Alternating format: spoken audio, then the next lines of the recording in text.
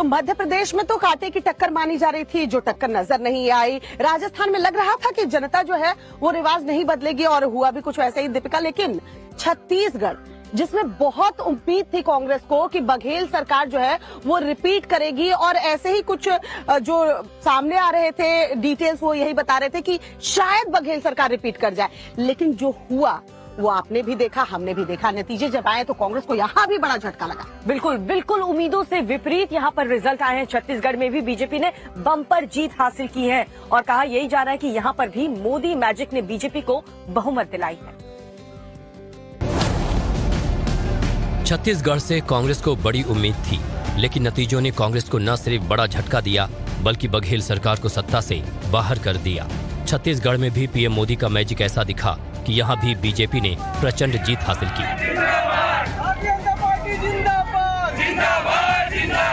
छत्तीसगढ़ में बीजेपी को प्रचंड जीत मिली है। चुनाव नतीजों के मुताबिक 90 में से 90 सीटों के नतीजे आ चुके हैं, जिसमें बीजेपी ने 54 सीटों पर जीत हासिल कर सरकार के लिए बहुमत का आंकड़ा पार कर लिया है। वहीं कांग्रेस 35 सीटों पर ही सिमट गई है। इसके अलावा मायावती की बीएसपी को 1 सीट हासिल हुई है। बीजेपी ने इस जीत को बघेल सरकार के भ्रष्टाचार के खिलाफ जीत बताया है।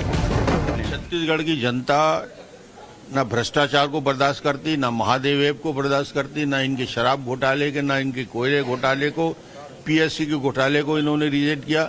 छत्तीसगढ़ की जनता झूठ और अहंकार को ध्वस्त करना चाहती थी और इसलिए चेहरे बदलने के लिए और भूपेश को इस प्रकार रिजेक्ट किया।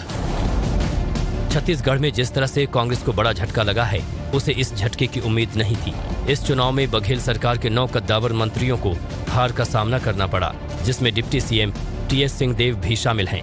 सीएम भूपेश बघेल ने छत्तीसगढ़ में अपनी हार को स्वीकार करते हुए राजभवन जाकर राज्यपाल को अपना इस्तीफा सौंप दिया है। और कुछ पारिवारिक कार्यक्रम से मुझे अभी समय मिला और अपना इस्तीफा माननीय राज्यपाल महोदय को सौंपा है।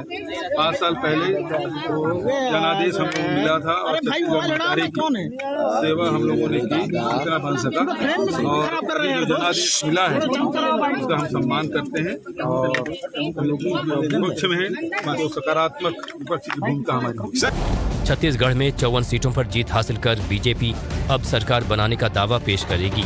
लेकिन सबसे बड़ा सवाल है कि सूबे की सत्ता संभालेगा कौन। सीएम की कुर्सी पर रमन सिंह के अलावा छत्तीसगढ़ बीजेपी अध्यक्ष अरुण साव, सांसद विजय बघेल, सरोज पांडे, बृजमोहन अग्रवाल, रेणुका सिंह और ओपी चौधरी के नाम भी सीएम रेस में शामिल हैं।